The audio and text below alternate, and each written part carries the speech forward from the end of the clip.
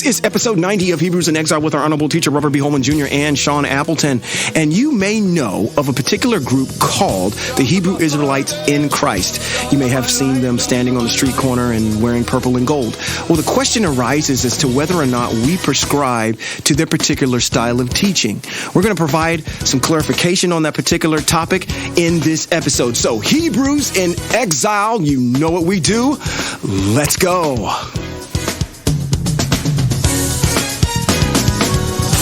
You're the harvest, you're my light, you're a creation, you make everything right. This is Rabbi Robert B. Holman Jr. and Sean Appleton. And this is Hebrews in Exile. Sean? Yes, sir. My teacher, you know.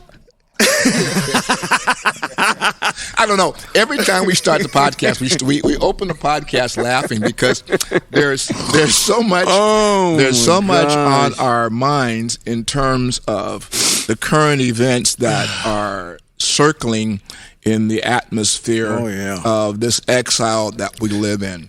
Not a dull moment with you Hebrews, no. And what I want to preface this particular podcast by saying, as I was driving here and having listened to a YouTube presentation by two gentlemen, and I'm driving here and I'm thinking, I'm going, this thing that is running kind of rampant in the airwaves since Kyrie Irving and Ye got slammed for being anti-Semitic, and how that young man Kyrie got actually you got emasculated for free speech. Yeah, true. And then I heard I saw the support that was, I have no problem with. Yeah, it's the commendable. Support that this nation of Christ Hebrew Israelites marched on the basketball stadium that evening and supported him. I have no problem. And I think that I think that for wait, let me back this up. Okay. Because I'm getting way ahead of myself. Okay. The issue on the table is this issue of Hebrew Israelites. Yes. That's the issue. Mm-hmm. It's the issue of being from Hebrew to Negro. Mm-hmm. That's the issue. Yeah, I cited last week's podcast, I do believe, I cited Ezekiel chapter 37. Yes, you did. Okay. The rattling of the bones. Yes. The awakening of Hebrew Israel in the places where she is. Right. And all of what's going on now is kind of systemic to this idea of the rattling of the bones. And there's a whole lot of conversation going on about it. Mm-hmm. Now, man, I want to talk about commandments. I want to talk about this. But I want our listeners to understand something. And I'm going to tell this story again. A few months ago, I flew to Palm Springs. I'm on the airplane. I'm sitting in the window seat. My son is sitting in the aisle. We're in the very front, very, very front, and the middle seat is open. Okay. So I'm saying, we're cool. Ain't nobody gonna sit in this middle seat. Nobody's coming. Yeah, between two brothers. That's right. Particularly ain't no white person gonna sit here in this little seat. And this must have been Southwest. It was. And the plane wasn't, it was crowded, but wasn't that crowded. She could have found a seat somewhere else. Okay. But I'm sitting there, and this Caucasian lady asked if it's permissible for her to, can I sit here? Is it taken? And I said, no, you can Kevin, you sit down. So I'm not a talkative person. Okay. I don't converse on the airplane, particularly with strangers. Okay. I sit there and I fold my arms because I don't want to play armchair tug of war with who's got the little armrest. Yeah. And I'm folding my arms, so I'm sitting there. And so she asks, so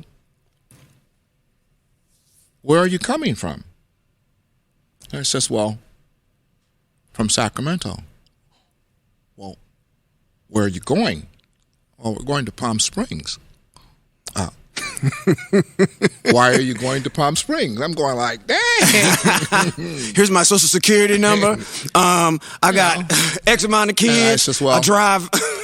I says, well, we're going down to, I teach Hebrew scripture. And we're going down to share with one of our Hebraic congregations in Palm Springs. She says, oh, yeah. She says, I encountered some Hebrews someplace I was, and I immediately said to her, purple and gold, right? She says, yeah.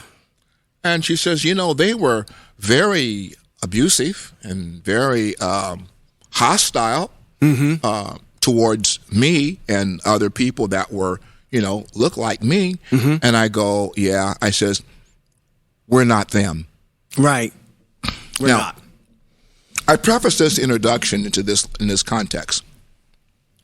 Just as there are many different denominations and factions of Christianity, I'm finding out that there are many factions and different sects of those that call themselves Hebrew Israelites. Yeah. Yeah. Yeah. And go ahead. Okay. Right. You threw me off with that one. Well, no, I didn't. No, I didn't. Pause. Well, the pause is, and I want our listeners to hear this. I want you to understand that there are radical Hebrew Israelites. There are Israelites that are right in the middle. They're not sure which side they want to draw the line on. They're not sure whether they are come on, I can get it out. Whether or not they are a religion. And I come back to tell you this: when you listen to myself and Sean, the congregation that I serve over, we are purists. Sure. We're not radical. We're textual. And we're textual to the portion of text that is germane to us. Yes. We're not all over the board. We're textual to the text that is germane to Hebrew Israel. Yes. And that text starts in Bereshit, which is Genesis, through to 2 Chronicles or to Malachi. That's what we are. Yes. We're not all over the board. Now, if you hear us say something about Jesus Christ, it's not to slam Christianity, but it is to crush that Greek document. And that's very key to understand why and I need to almost take a step back because I'm anxious to get out of the gate too. I've got so many different places I want to go. Go with this thing. Right, you know, with this Hebrew thing going on, our minds are kind of like, it's like, this is something that I've been doing since 2007. Yeah. And I've come full circle. Yeah.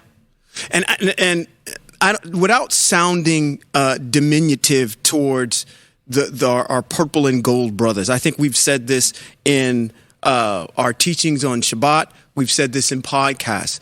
And I will speak not only for us, but I think for the general community of people that prescribe to this podcast and the things that are germane to this podcast, without, again, sounding diminutive towards them. I agree with what they're doing, turning individuals towards the Most High. Yeah, that's a rattling of the bones. Yeah, it's the rattling of the bones. But the main thing, again, and let's talk. I want to get on all the good things about this group, because anytime that someone says, like you started out when you opened up and you said, hey, I'm Hebrew Israelite, immediately they think of the purple and gold folks. And so I guess for me, I like to try to make a distinction to say, hey, listen, the purple and gold folks are still straddling the fence. And I'm not trying to say anything, again, bad against those people, because they are pointing people in the direction of the Most High. I might not agree, and I don't agree with everything that they're teaching. As far as being on the other side of the street and continuing to do the Christian thing, I think it's kind of, and I'm just going to say it. I'm not going to hold anything back, because you know what? Well, by golly, don't. Here, truth is ugly. Truth, when she comes into the room, she's not really caring about if she has on mascara or lipstick or anything else on. When she's coming in the room, she's ugly. And a lot of people don't like truth. So it sounds very hypocritical, because for me, in order to establish that we're going to turn back to Yahweh, and I'm hearing the things that they're saying, let's turn back to Yahweh. Let's turn back to the mitzvot, which is going to be a good segue into really what you want to talk about, which is the mitzvot tonight. To turn back to the mitzvot and to have all that book knowledge and understanding about what's going on. I got to believe that you know about the Council of Nicaea. I got to understand that you understand about what happened in 325 and what happened with Constantine, and to know that the father of your religion, you say Israel in Christ. That means you're still on the side of Christ, which deals with this issue. Again, Constantine, Council of Nicaea. If you understand where all that comes from, because it's strictly Christendom. Yes. It has nothing to do with the Most High Yahweh. No. So we're straddling between two opinions, which you quoted to me earlier today. I mean, here's what the prophet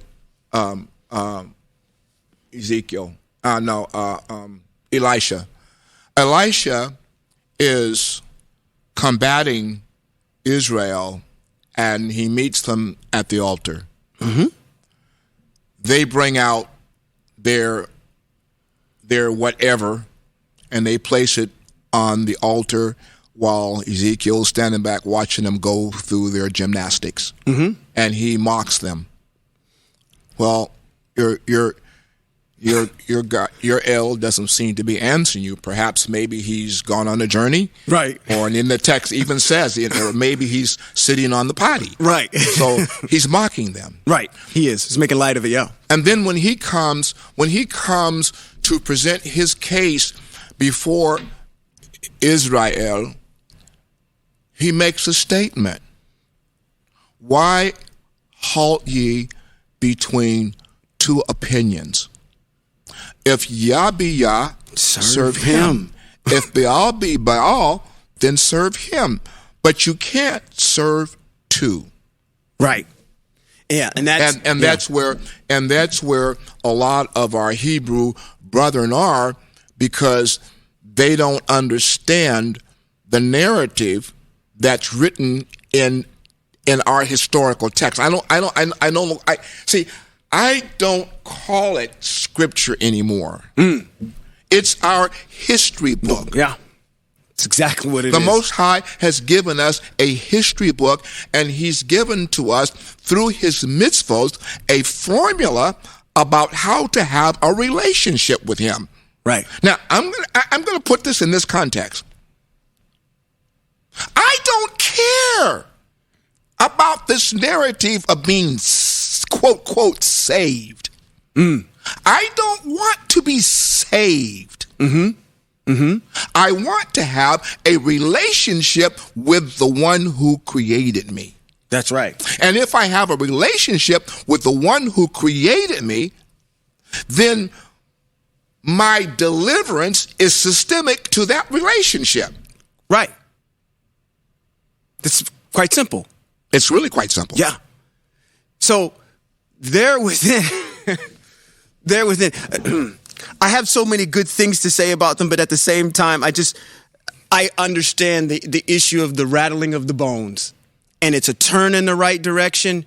But we've got to get back to understanding what these mitzvot are, because you had made mention. You said, "Hey, listen, their narrative, when you hear them, is very anti-white, very anti-Caucasian." Yes. And if I had any criticism of the group, first of all, let me commend them on their ability to stand as a unified group. Yes, absolutely. That looks awesome. When you see. That's a picture of what Israel looked like. And that's what they look like coming across that desert. Yeah. And the nation saw them. And they said, oh, man. Here. And while you're saying that, a portion of what happened that night as they were going to the Barclay Center to support them, there were busloads of Ashkenazi. And they were now you got to remember something. There's a difference between the Zionists and the unorthodox. Okay, there's a difference. So there were busloads of Zionist Orthodox rabbis that were on buses coming to the Barclay Center in thousands. Okay. But when they saw this nation of purple and gold walking down the street in array, they fled. That's right. In order, they fled. That looked good. That looked good. Now that's what Hebrew Israel looks like. That's right. And that's what Hebrew Israel does. Right. However, with that being said, what I can't support is this idea of something that's called racial idolatry. I don't know what that is. Well, what is racial idolatry? So after I watched the segment, I went up and looked on Google to somehow figure out what racial idolatry was, and what I found was it is lifting your race up as an idol. People lift up money as an idol, and they worship money. This is what he's saying, is that if you are taking race of a people and making it your platform, and it has, I'm trying to figure out what that has to do with the greater good of what we're trying to accomplish as a people. Is this about really race, or is this about trying to get people to turn back to whatever you're turning to? Because what it sounds like is racial idolatry, that all you're about is race. And I would have to commend the interviewer on bringing that issue up, because he asked a poignant question during the interview, because he says, what's the point of all this? Now that I know, or you're telling me that I am who I am, and I can identify myself. You and I both, now I'm speaking as the interviewer towards Bishop Nathaniel. Yeah. And he's saying, now that we both believe in Christ, now you're getting me to turn to recognize my connection with text. What do I gain from that? What's the point of all that? What do I see? Yeah. What am I supposed to do now? What's the selling point? Right. And so I didn't think that the bishop, And I understand where the bishop is. And this is, again, I got to say this too, on air, on record, on camera. We were there at one time too. Yeah, we were. And this is no form of trying to throw the bishop or anybody else in the purple and gold under a truck. No, I can't use that phrase.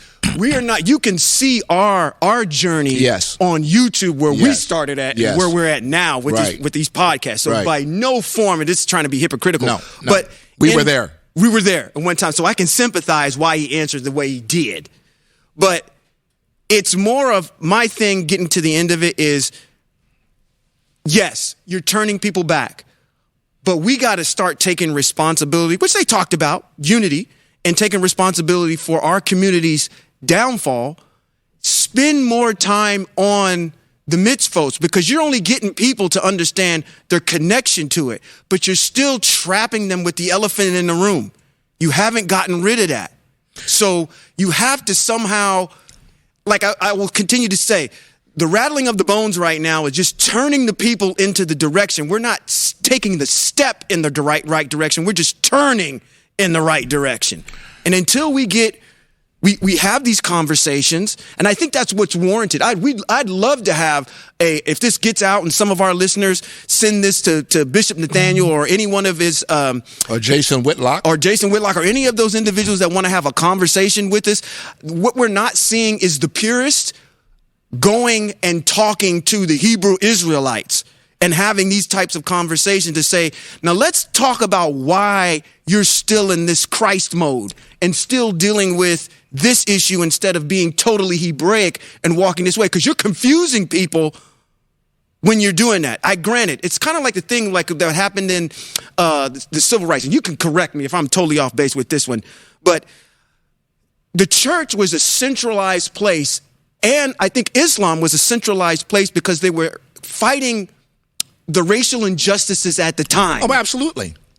So it's almost a regurgitation of what's happening again. We're using this racial injustice that's happening right now, and we're banding under the auspices of Hebrew Israelites and not realizing at the same time what you eloquently put in the atmosphere 2 podcasts ago. If you're going to claim Hebrew Israelite, doggone it, that's not the word I want to use, but doggone it, if you're going to claim it, you better walk it. Absolutely. And what that means is you can't be walking in an idolatrous way of life. You can't be claiming Christ and claiming Hebrew at the same time. It's 2 different diametrically opposed issues. Yes. And my question would always be to that issue would be, who told you that? Exactly. You see, in the book, In Defense of the Messiah, which is written to defend not the Messiah right. of the 6th age, so to be, but the Messiah that will arrive in the Messianic era, which is in our text. The Greek text doesn't talk about a Messianic era. But all of the prophets speak about the redemption of Hebrew Israel out of all the 4 corners of the earth to which he's been dispersed and being redeemed back into the land, at which time during the Messianic era, the Messiah will appear. Now I'm going to ask you a question about that. Go ahead and finish your statement. I got a hot one for you. Now, with that being the case, the problem that people are hooked up on, they're hooked up on the terminology of Messiah. And they've heard Messiah spoken in reference to the Greek text. There are several Messiahs in our historical writing. Right. And none of them, not one of them, points to 400 years later, this guy that we're still debating on whether he's black or white. That's right. Yeah, none of the prophecies speak to it at all. So in context. Yeah, so I raise the question when all of this comes about and there's the discussion about this Messiah. Who told you this? Exactly. Now, I'm going to throw you a curveball, and this is going to be a hot topic. I don't think this has ever been asked of us before. I don't think we've ever addressed it before. And I have an answer, but I want to pose the question to you first. Let's see, because I'm pretty sure you're going to take all my thunder away once I ask you this. Have you been asked the question offline or even publicly, because of the stance that we've taken as being Hebraic, are we anti-Christ?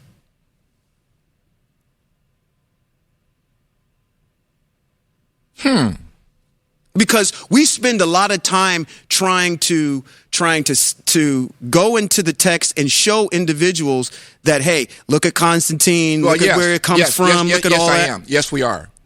Yes, we are. And the reason why we are is we have to deal with the origin of the name Christ. Okay. The origin of the name Christ comes from the word Christos.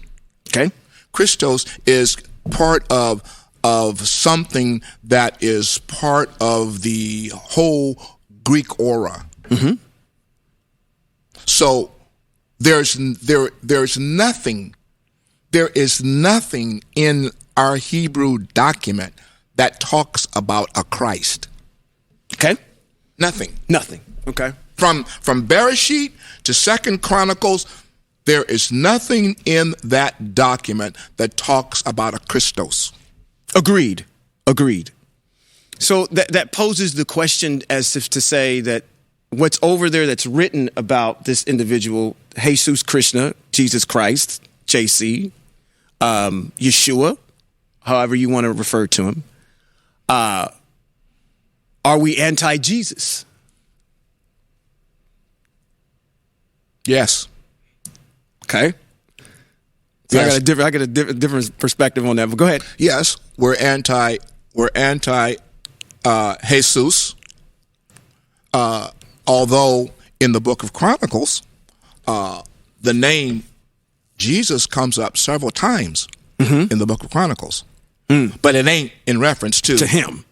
Right.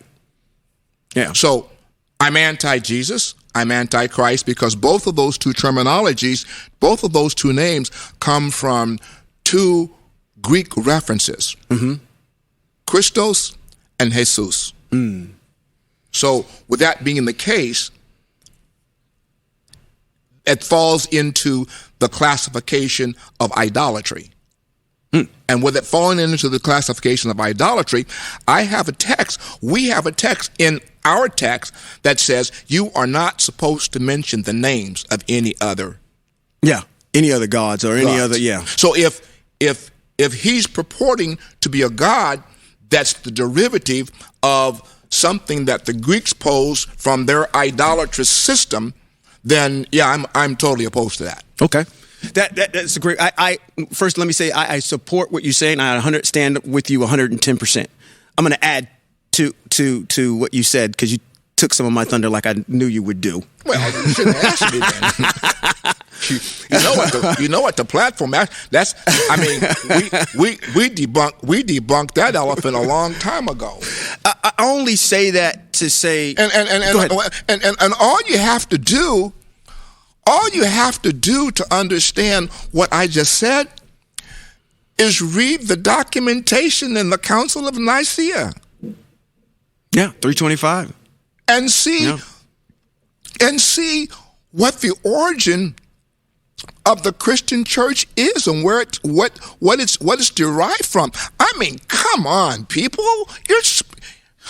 Come on. You some of you that I'm talking to, and a lot of these talking heads, I mean, y'all got college degrees, my golly. Yeah. I mean, you graduated from college, so you've got to have the ability to be able to deduce and comprehend what you're reading. Come on. Come on. Just because it's called by the Greeks, by the way, a Bible which comes from the Greek term biblica. They called it a Bible. Hebrew Israel doesn't call it a Bible. No, we don't. We don't call it that. We call it what it is. What is it? Yeah. It's the Tanakh. It's the Tanakh. It's the Tanakh. It's the Torah. Yep. It's the writings. And it's the prophets. Yeah, the Ketuvim and the Nevi'im. It's and the Nevi'im. prophets. Yep. That's our history book. I can't call it a Bible because the Bible is the construct of two opposed ideas. One's Hebrew, one's Greek. And they don't agree. No, not at all. Come on. Not at all. And I'm trying to understand, how can you read the book of Daniel and conclude that the Greeks and the Romans are friends of yours? That's a good point.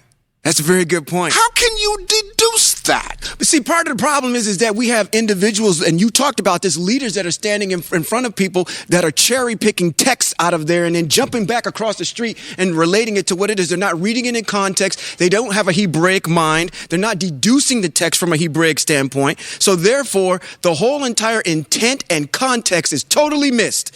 And the travesty of it is half these people have gone to cemetery, and they've gotten whatever degrees that they have because of the way that they've learned it, which is a travesty. But I'm gonna get back to piggybacking on what you said about a question that I had said about the Antichrist. In my estimation as well, for me, I stand with anyone, and I think this is the better way for me to put it. We stand with anyone who stands with Yahweh. Yes. Period. The end of story. Yes. If Jesus Christ lived a life where he followed the mitzvot, which apparently he did, because you guys profess it all the time, because he says he fulfilled it. But hold your point. Hold your point there. There is absolutely, unequivocally, no documentation, correct, that supports that position, that he fulfilled the law. There's nothing. Okay. There's nothing to support that other than to say somebody said it. Somebody said it. Somebody told you that. Right. And to try to put that into Matthew chapter 5:17, which is totally misconstrued. Okay. It's totally misconstrued. And the people who totally misconstrued it are the people who have you all twisted up in this Greek document, who happen to be Eurocentric commentators. They're not Hebrew commentators. They're Eurocentric commentators. That's right. So Matthew Henry, Jameson Clark, the International, whatever commentator that you have on your shelf that you've been reading, it is written by a Eurocentric commentator, not by anybody who is Hebrew. And I'm going to say this, and I'm going to say it boldly, and not inspired by the set apart spirit. Okay. Now come and get me if you want to. I don't care. Good. Oh, yeah. Because there's a difference. Malachi puts it so succinctly. And then you will know the difference between that which is set apart and that which is not set apart. Correct. Come on, people. That's so. Don't claim. Listen. Don't try to overwhelm me by the fact that you can quote scripture and go to scripture text and pull up scripture text. Don't try to overwhelm me with that. That doesn't mean anything. Yeah, because you can quote left and right. Yeah. Because, hey, if that's the case, let me take you to the dissertation when, quote, the devil challenged Jesus after he got baptized by John the Baptist. He quoted text And it was all out of context. Yeah, that's true. That's very true. That's very true. Come on, people. Go ahead. So I look at it from a context of saying, if in fact it is, which you emphatically stated, it's not definitive if he was a Torah supporter. It's not definitive. But I will say this. We stand with anybody who stands with and on the principles of Torah and abides by Torah. That is why when you go over there and you read the text and you say why this Yeshua was brought before who he was brought before, and they did what they did and they gave him the pilot, was because he blasphemed against Torah. Yes. I'm against anyone. So if you want to ask me if I'm anti-Christ or whatever, I'm against anybody who's anti-Torah. Yes. So once you start exemplifying behavior or preaching a doctrine that teaches people away from Torah, then I'm against what you're about. Yes. So that doesn't make us anti-Semitic, doesn't make us anti-anything. That just puts us in a position that says, hey, this is what text says. Exactly. This is what the Torah represents. Right. And if you're speaking, and I listen.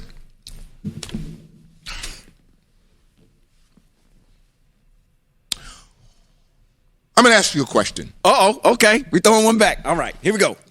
What's the weight of a vow? Oh, there's an extreme amount of importance. What's the weight of a vow? It's extremely important. Would you please explain what the weight of the vow is?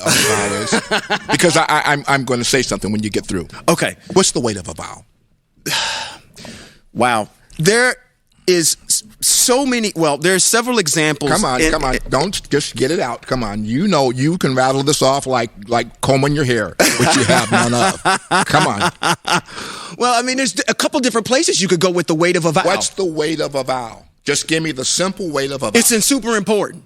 That's a simple answer. What? It's super important. You cannot break a vow. If you make a vow in text, in Torah, there's a mitzvot that says you have to fulfill it. Period. The end of story. There is no, okay, well, I broke the vow, so now I don't have to do it anymore. A vow has to be fulfilled.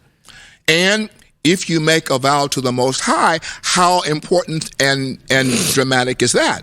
That's even more important. Because there's a text that talks about, there's a mitzvot that says, and I just read it this past Shabbat. It says, if there's two people that have a dispute, you have a vow between two people, then the judges will go and judge between the two of you. But if someone makes a vow to the Most High and there's an infraction between the two, who can intercede between the two of you? Nobody. Now, with that being said, I'm going to say this to you. I have made a personal vow to the Most High that I will defend his name and I will defend his mitzvot. Yeah. I will exalt the name Yahweh, Yahuwah, however you want to pronounce it. I will exalt that name in the presence of whoever. And I will uphold his mitzvot, his rules, and his instructions. I have made that vow to him. Now I want everybody to go back and rewind this and listen to what our head teacher just said. I have made that vow to him. That is important because you know what you just said to me? You just said what every person that has taken an oath, probably in the military, listen to the word that I said, oath in the military to do what? I'm going to defend this country from anything from our enemies that are foreign and domestic. Yes. That means if you're within the house, Empire of Israel, I'm going to defend the Most High. Yes. No matter where you sit. Now, I'm not going to debate it, but I will defend it. Defend it, yeah. And you don't have to agree with me. I don't care because my vow is not with you. It's with the Most High. My vow is with the Most High who has spoken, who said, I'm not a man, I'm not a human, that I should lie or that I should change my mind. Mm-hmm. Therefore, if the Most High has spoken rules and instructions to the head teacher, Moshe, to speak to Israel and to teach Israel, I'm going to support what the Most High gave to Moshe to speak to Israel. If I'm going to claim to be Israel, I'm going to support what the Most High said, and I'm not listening to what some foreign alien Elohim is saying across the street. Exactly. And then trying to do a mismatch and mix it in and make it seem like. And like the prophets, I am not here for you to like me. Yeah. I'm here at the behest of the Most High to speak truth to those who have an ear to hear, and to those who don't choose to hear. That's not my job. I'm not the one who's going to pass the final judgment. No. I'm just a mouthpiece. That's right. And what I say, you can go into text and you can verify and you can validate. No. I'm not a hater. I don't hate my Ashkenazi brethren. I don't have a hatred toward them. They've given me some things that I've had to shed because it's part of their Talmud and it's part of the fence that they built around something that didn't require a fence because they thought that things were too set apart for us to talk about. If the Most High didn't want us to talk about it, he would have told Moshe, I'm going to give you to this, but tell the people don't talk about it. Yeah, that didn't. Now, You're going to go somewhere. Jump in, because I got to go somewhere. No, jump in, because I got to go somewhere. There's value in understanding that, again, and I want to say this again to our Hebrew purple and gold brethren, is that, our goal, and I haven't seen or heard a lot of teachings from them. I've only seen what has been publicized, so I'm not going to pigeonhole them and say that their whole entire teaching. But again, you made a mention about the Ashkenazis, and where I am in my position with them is just they know what they know. Thank you for preserving what you preserved. But we have to keep our eye on the ball at the end of the day. We have to keep our eye on the ball on what the goal is. Our goal is to matriculate back into the land. You guys are getting too focused on the belt, what the Ashkenazis did, what they did to us and hauling us off in slavery and all this kind of stuff. And they're the reason why this is, and blame the white people and all this other kind of stuff. That's irrelevant. It's irrelevant.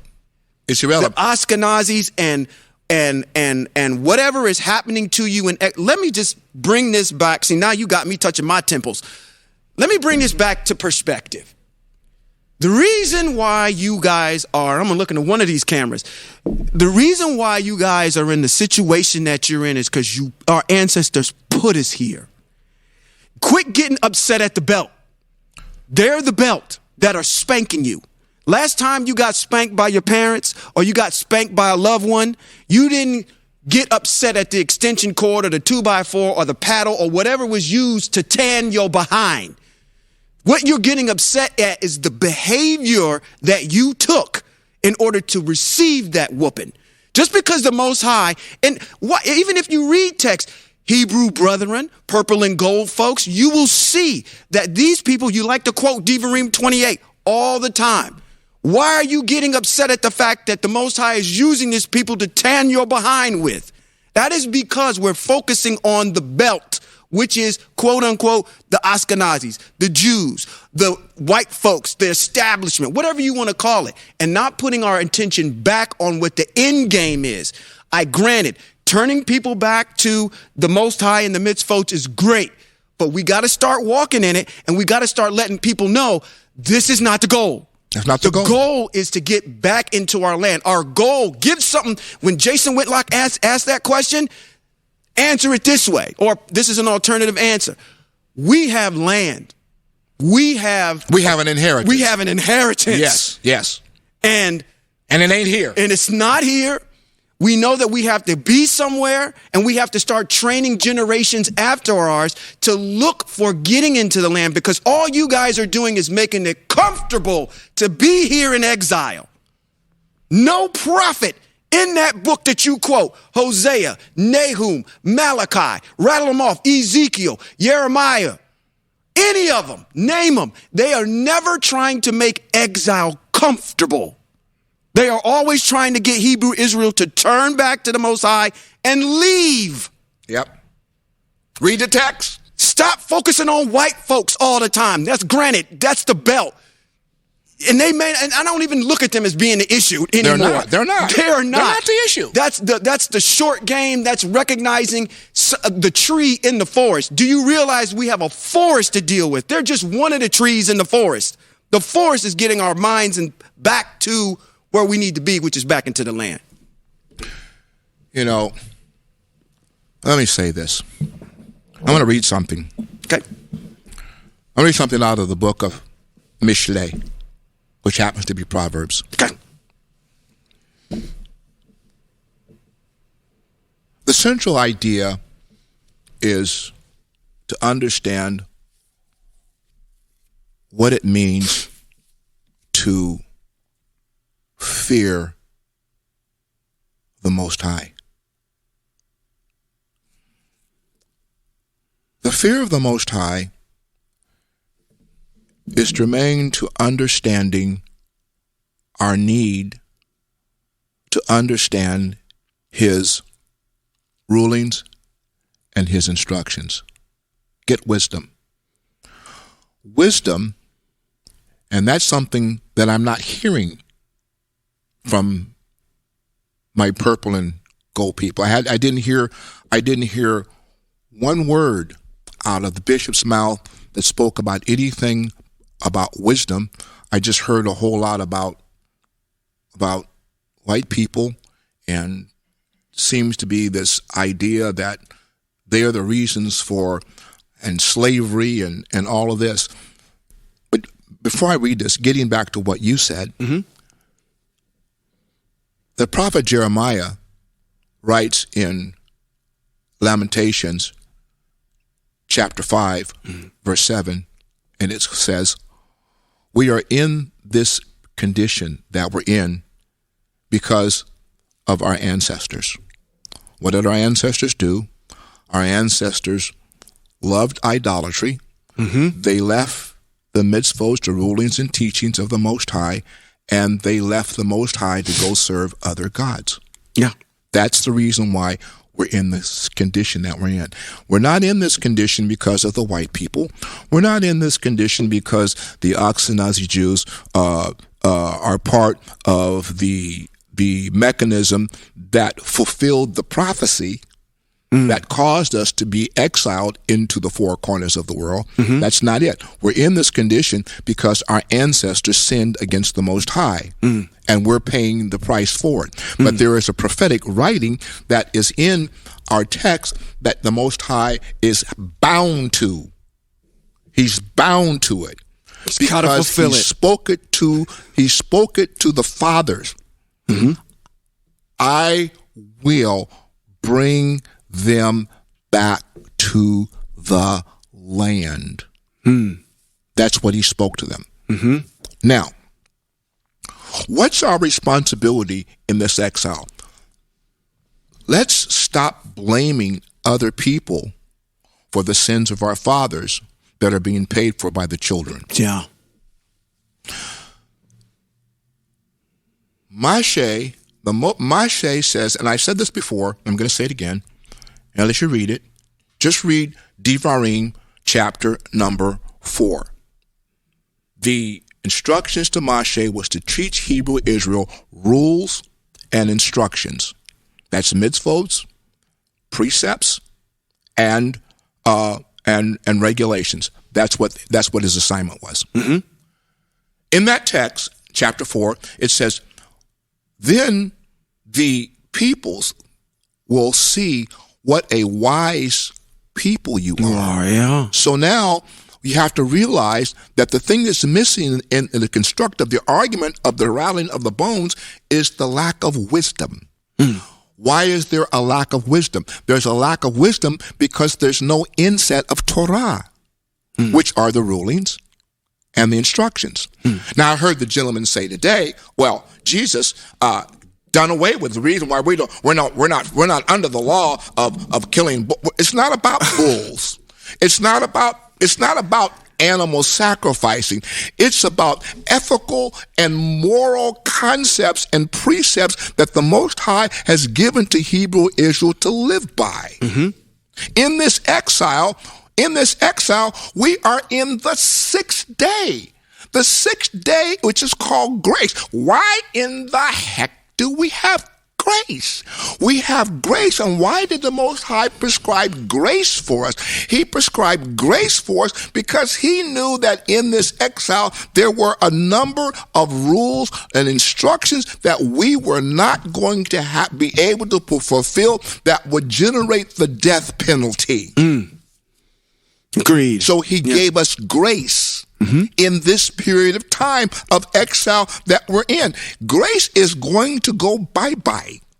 Yeah, it is. And it's not going to be here Christ forever. Isn't coming on a cloud to deliver you from that. That's right. He sure isn't. Grace is going to go bye-bye. There is going to be a 7th day, which is called the Messianic era. That's when the true Messiah is going to show up. Oh, who's he going to be? Who's that? No. All right, come on. Let's get back to an idea of understanding this word Messiah. Just because you've heard Messiah and Jesus Christ all your life, you have to go back into text, and you've got to find out in our text, not the Greek text, but in our text, in our manual, how many anointed ones, which the word anointed means Messiah, how many anointed ones does the Most High reference in the Greek text? I can name 2. Yeah, one of them starts with a D. I can name 2. Yeah. One of them was Cyrus, and he wasn't even a Hebrew. The second one is King David. Say David, yeah. And he says, King David will be my anointed king forever. So what's he saying? Let's put it back in text. King David will be my Messiah forever, or my Mashiach forever. And he shall reign on my throne, and his son shall forever. It's in text. It's in text. Now we get back to this idea of understanding this idea of what is wisdom. See, wisdom can only be derived out of Torah, out of the so-called law that Jesus Christ is supposed to have done away with. But you told me today that sin is a violation of the law. It's what you told me. That's what I heard. Was that First John? That's what I heard the bishop say. What did he say? 1 John 3? Yes, he quoted 1 John, and he said it was a violation of the law. Right. So if it's a violation of the law, then I heard his counterpart come on and say, "Well, but we're not under the law." Well, wait a minute. Your teacher just said we are. Now you're coming back and saying we aren't. And what is it? Now let's understand something. Mm-hmm. The creator of all creators gave to one of King David's sons, Shlomo, at Solomon, and he became known as one of the wisest men who ever surfaced the earth. Mm-hmm. He writes these words. Mishlei, chapter 8. Chapter 8, all right. So the question that I heard earlier was, I'm not hearing Torah. I'm not hearing anything about other than the known. Oh, we're going to keep the Sabbath. We're going to keep Passover. We're going to keep festivals. Feast of Matzah. Mm-hmm. We're going to keep Shavuot. We're going to keep Feast of Trumpets. We're going to keep the Day of Atonement. I didn't even hear Sukkot. He said Feast of Booths. He did say Feast that. of Booths. So we're going to keep the Feast of Booths. Well, by golly, that's only 7. That's only 7 out of a plethora of rulings and commandments that the Most High has given to Hebrew Israel. Mm-hmm. And in those plethora of rulings and instructions are instructions that are ethical and that are moral. Mm-hmm. Answer this for me. I want this on record, just so because we own this, and you get about to get into the mitzvot and wisdom in this proverb. Is it better for people to turn back for people to understand their roots or understand the mitzvot? Would you put your energy in getting people to turn back to the mitzvot, or would you put your energy in having them turn back to understand who they are? Oh, no. See, your roots are systemic to the mitzvot. You can't turn back to your roots and not turn back to what is systemic to that makes the root what it is. So by way of understanding your roots, you understand who you are. Yes. So therefore, you cannot believe in a doctrine that negates your roots and the mitzvot. Yeah. You see, let me tell you something.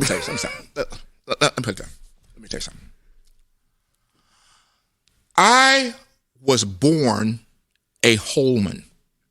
Sure. Okay. I had to grow up in my family of my grandfather and my father to understand my born roots. What are my born roots? I am connected to somebody that's called Holman. Mm-hmm. What's a Holman? What makes a Holman a Holman? Mm-hmm. And there are a lot of Holmans out there, but my particular clan of Holmans has roots. Yeah. My family raised me to understand what my family roots are. Mm-hmm. So if I'm going back to my roots, I go back to the systemic aspect of what that consists of. Mm. So if I'm looking, and I think the I don't know who started it, didn't search it out to find out, but I do know that the Messianic Jews are the ones that started this Hebrew roots thing, because I entertained them all. Mm. I had a conference. I entertained these people. Mm-hmm. These people helped me discover my roots, and I thank them for it. Absolutely. Because they pointed me in a direction that I needed to go in to get me out of the minutia that I was in, even though they were in it. Right. That's good. I like a salmon. I like a salmon who's a game fish. Mm. Dead logs, dead cows, dead anything will go downstream. Takes a game fish to swim against all of that, to swim upstream to fresh water. Mm. I swam upstream to fresh water. You know what fresh water is systemic to spiritually? Torah. Mm. Then when I found out that Torah was part of who I am, now I understand my roots. Understanding my roots brings me back to the understanding of when I pick up and read text, I'm reading about the history of my people. Mm. I'm reading about the history of what my people did to irritate the Most High that's got us in a place we're not even supposed to be. Right. But with the shaking of the bones, see, Ezekiel says this, he says, prophesy to the bones. Well, he didn't say lie to the bones. He said prophesy to the bones. Mm. And do what? Hear the word, not of the Lord. Your text says Lord, but my text don't say Lord. My text, my Hebrew scroll says, hear the words of Yod He Vav He. Mm. Yahweh, yeah. Now, let's get to this idea. Let's talk about wisdom for a minute. Where is it? Okay. Wisdom is the construct of understanding the application of Torah mitzvot. Torah mitzvot are germane to things that are moral and ethical, that are written in text. Now here's the interesting part about this, okay, and I'm going to read. The interesting part about this goes to something that you always say. It's where? It's in thy mouth. It's in thy heart. It's written on your hard drive. Do we have to go into the Shemaim to pull it down, or into the Eretz to bring it up? Or where is it? Is it or wherever it is? Or where is it? Close to you. It's nigh thee, even in your mouth to do it. It's not difficult. It's not difficult. Now, stepping outside the parameters of being locked up on bulls and cows and sacrifices, okay, which cannot be done in this exile, but will be done in the Messianic era in the seventh day. I ain't heard nobody talk about the seventh day. I didn't heard a whole lot of stuff going on in this 60, but I heard nobody talk about what's going on in the seventh day. See, my goal is not to be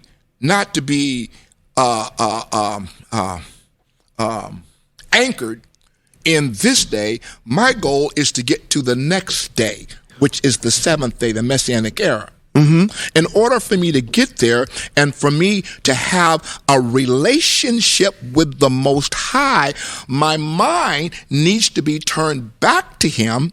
Mm-hmm. And my focus needs to be that I have the relationship with Him, so that when I get in the land, I'm not going to be stumbling and bumbling over what the Most High and His Moshiach is going to be teaching in that particular time.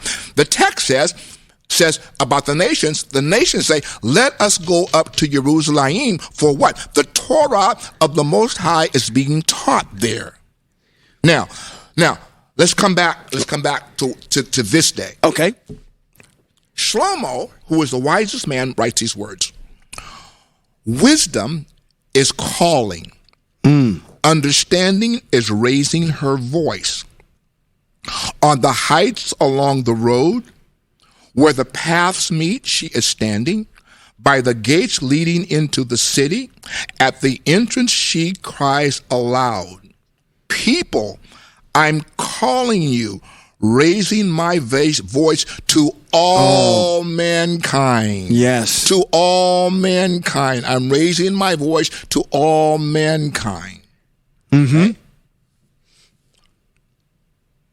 You who don't direct your lives, understand caution. As for you fools, get some common sense. Listen, I will say worthwhile things to you. When I speak, my words are right. My mouth says what is true, because my lips detect evil.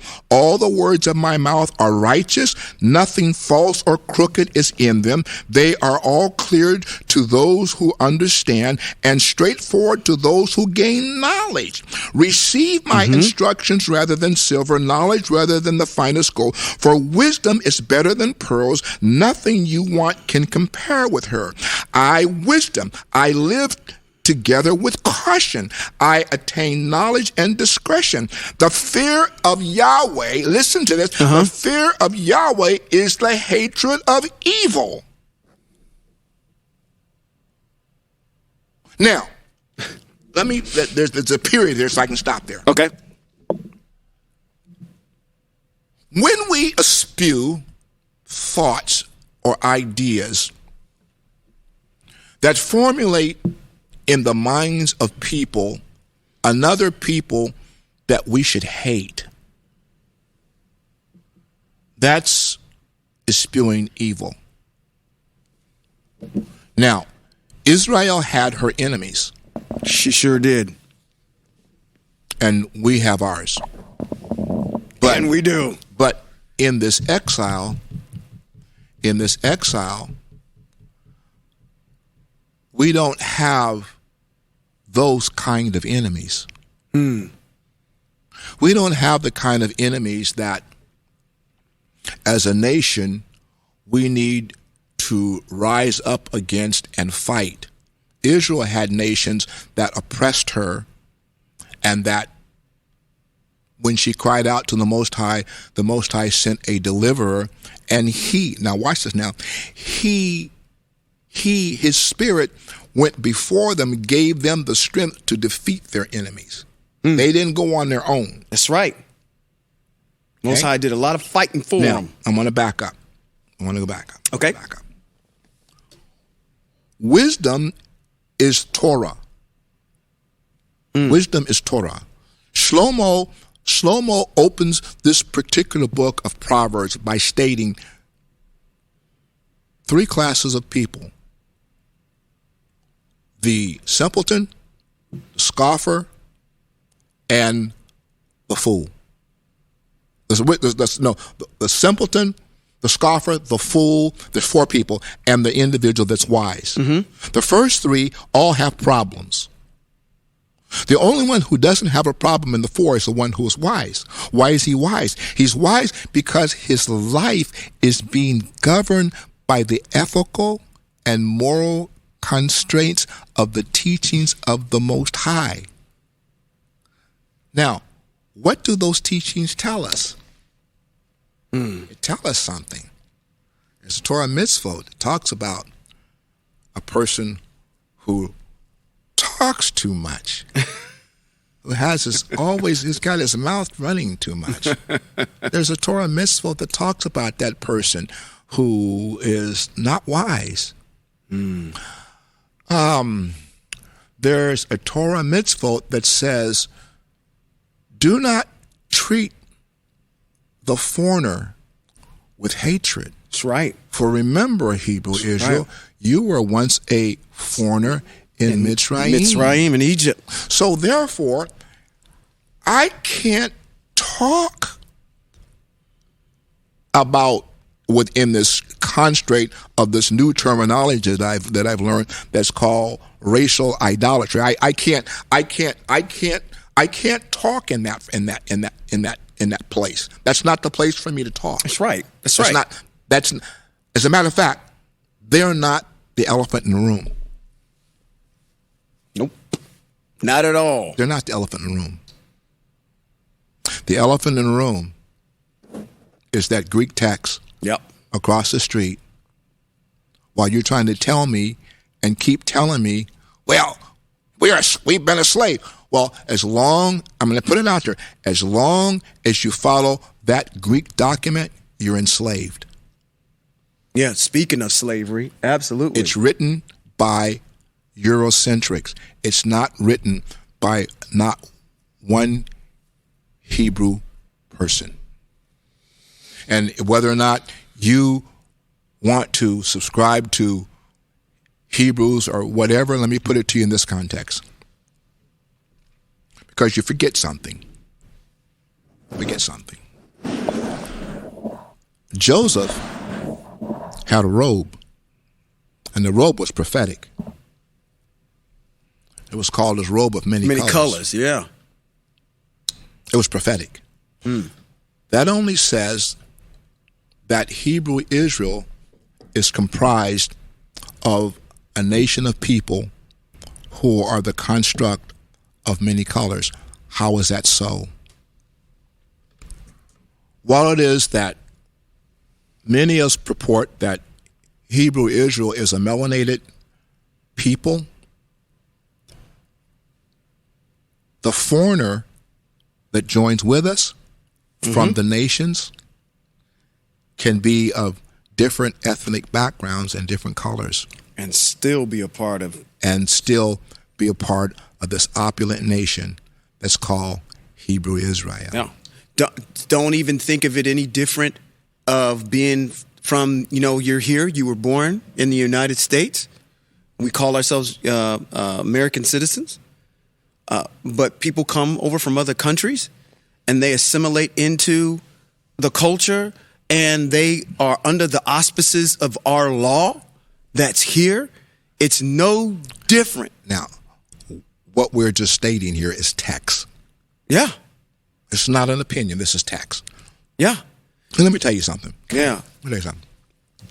Yeah, that whole slave narrative is off from them. Don't worry.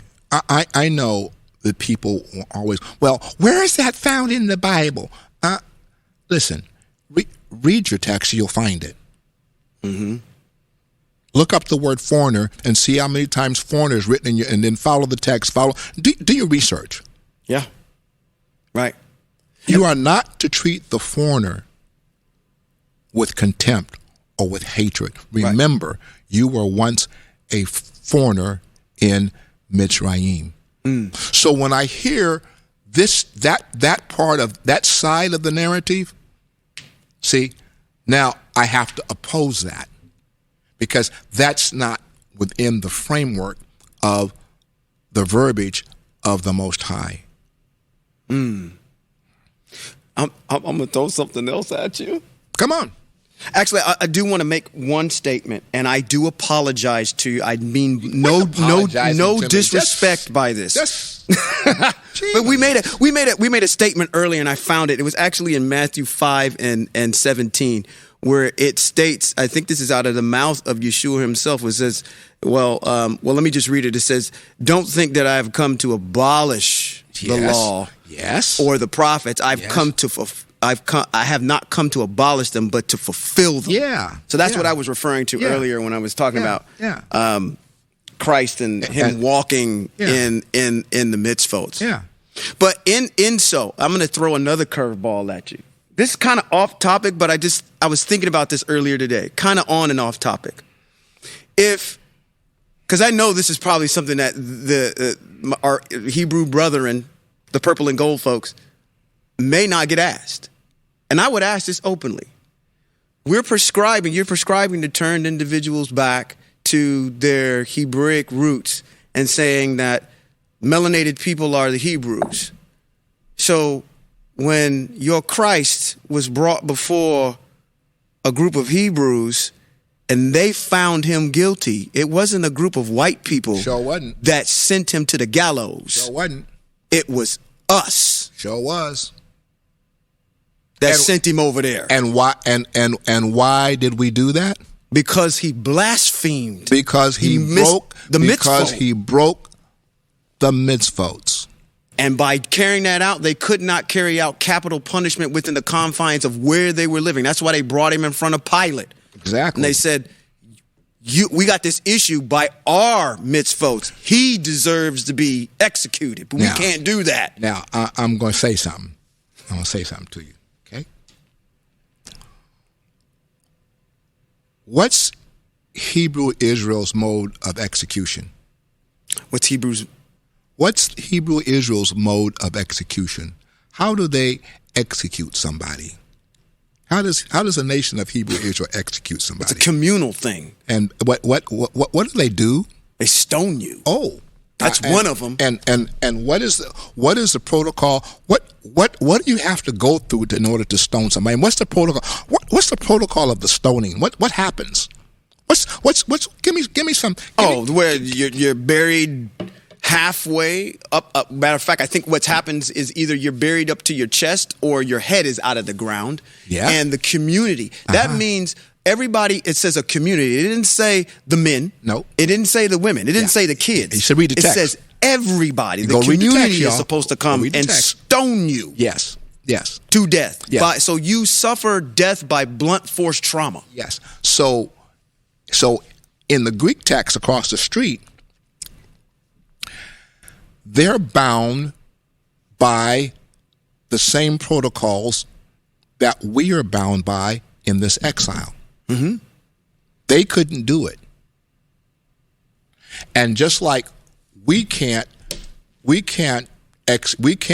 perform capital punishment in this exile according to Torah. Correct. Because Torah says that every individual in Shemot chapter, 31:15, I think it is, he says, anyone who does not keep the Sabbath, and you read it there, he says, should be put to death. Put to death, yeah.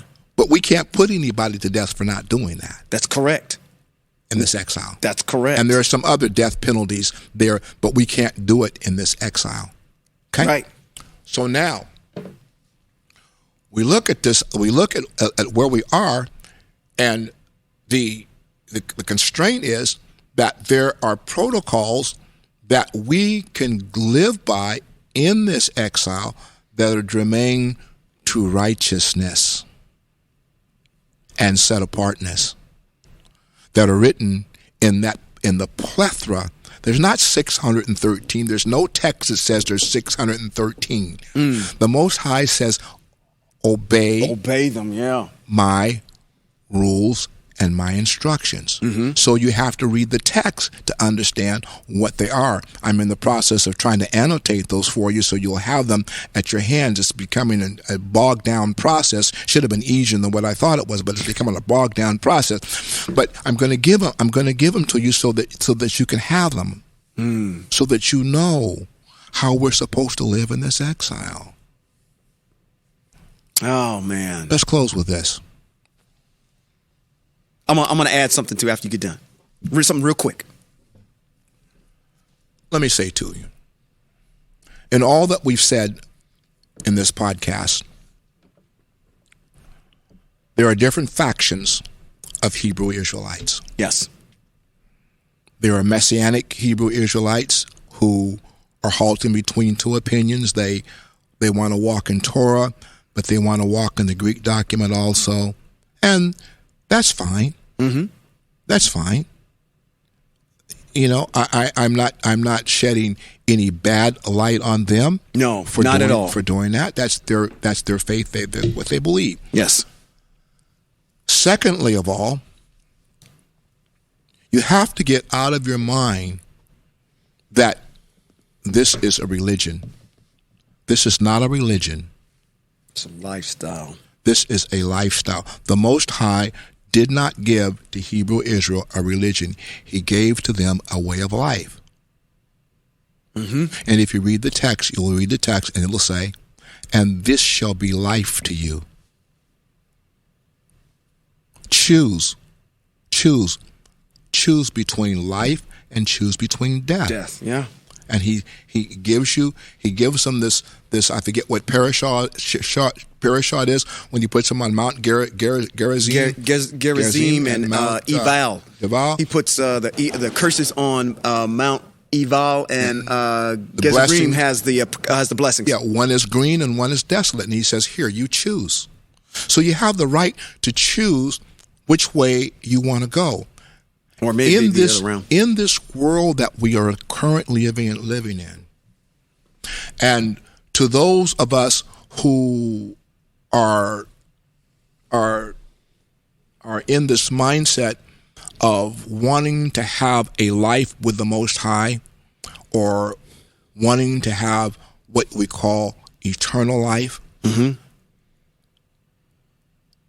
this is kind of like a trip to New York. Okay?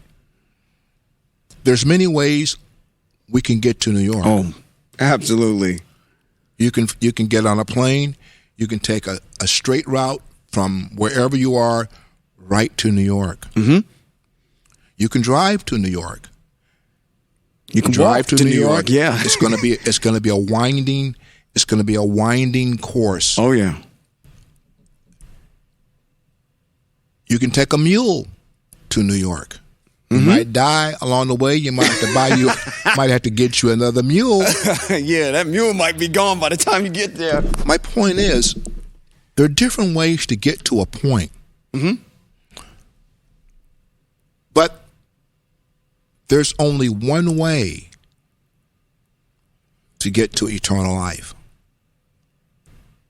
And the one way to get to eternal life is by seeking truth. And truth,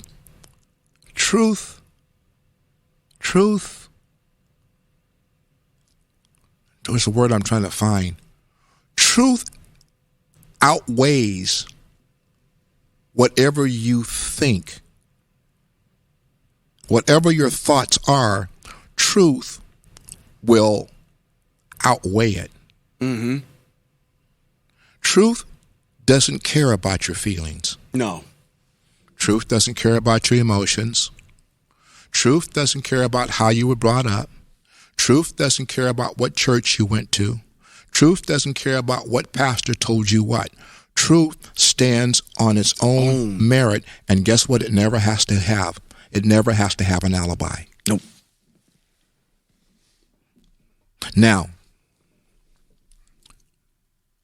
truth about things that are germane to the Spirit, because the Most High is a spirit. That truth has to be disseminated to you by Him. He is the author of truth. And He says, you will search for me, and in searching for me, you will find me. But if you want truth and you want to search for truth, you have to search for truth with an open mind and an open heart. And you have to allow whatever is in your mind that contradicts that truth. You have to look at truth, look at what your mind is saying to you, and if what your mind is saying to you contradicts the truth that you're looking at, you have to do the Johnny Cochran thing. You have to quit. You have to throw it out. It doesn't fit. You have to throw it out. Mm-hmm. I don't care if my mama, if my daddy,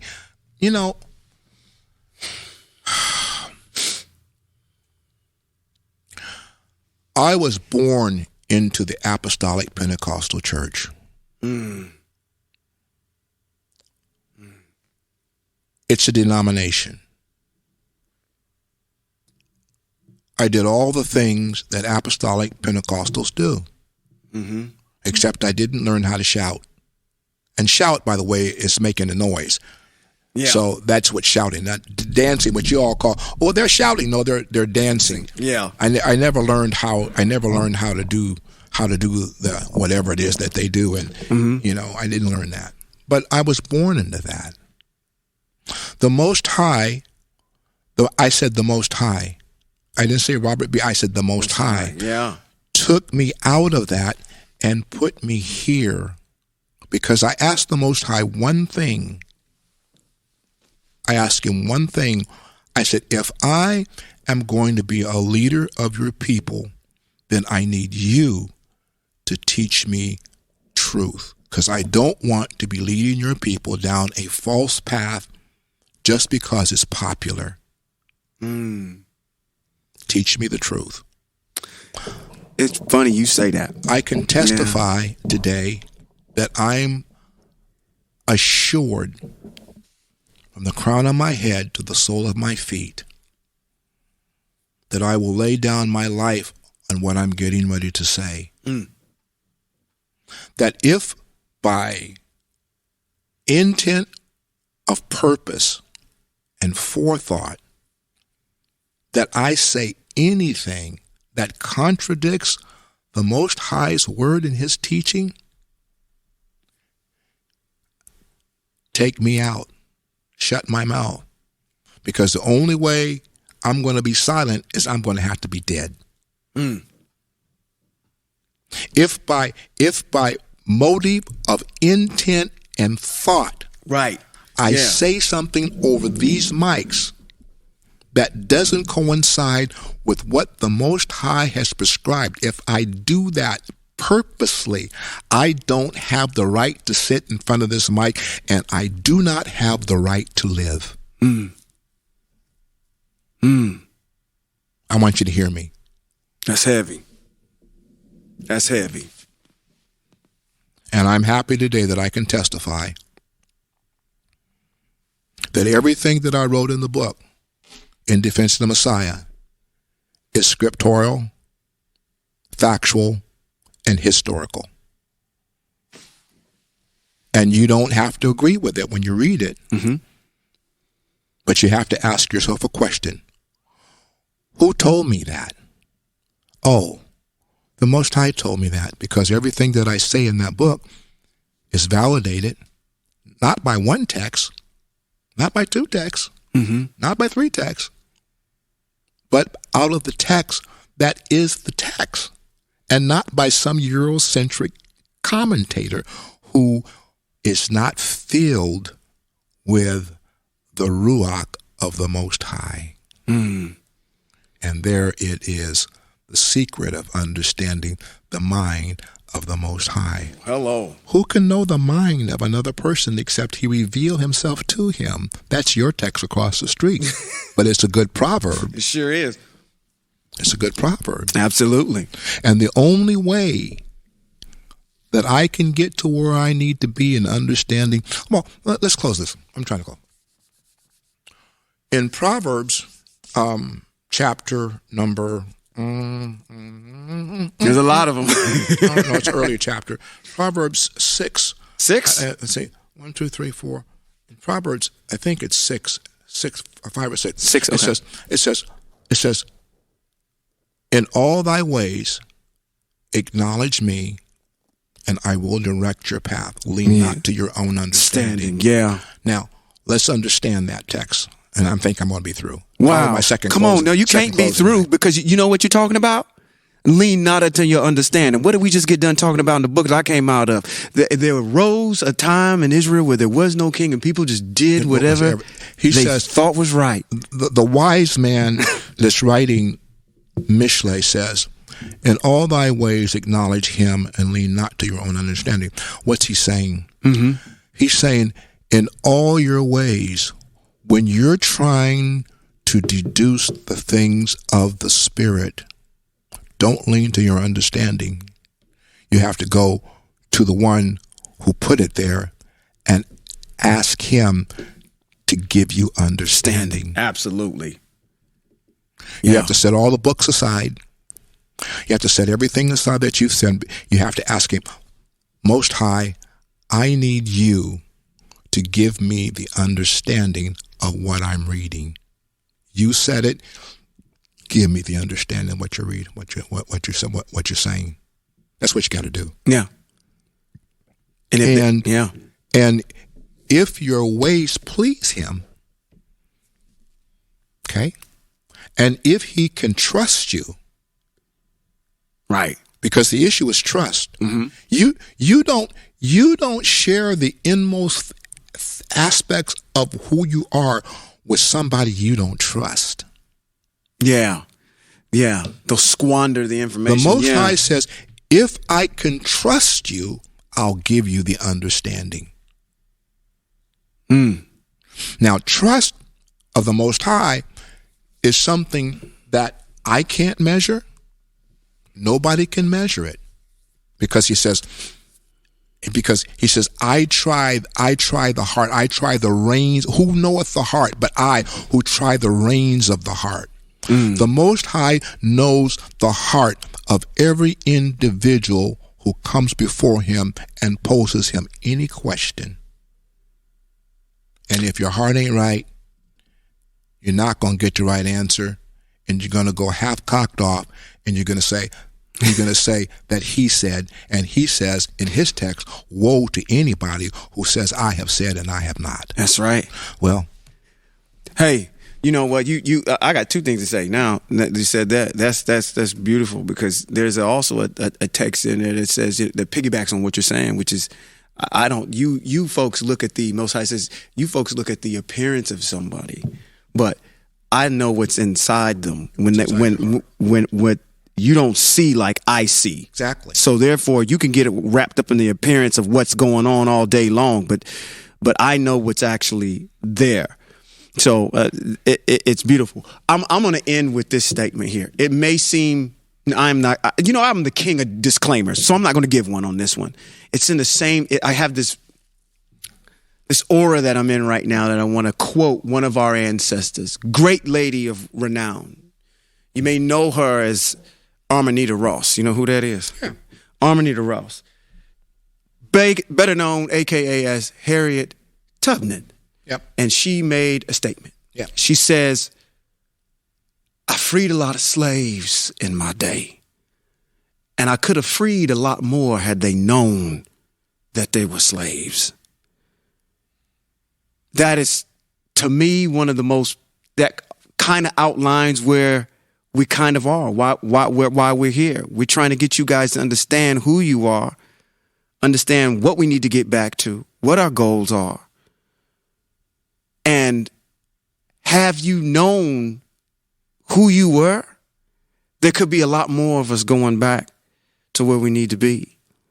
So this has been a beautiful discussion. I think we've had a lot of, great exchanges here and talking about what we've talked about. But again, I stand with you wholeheartedly.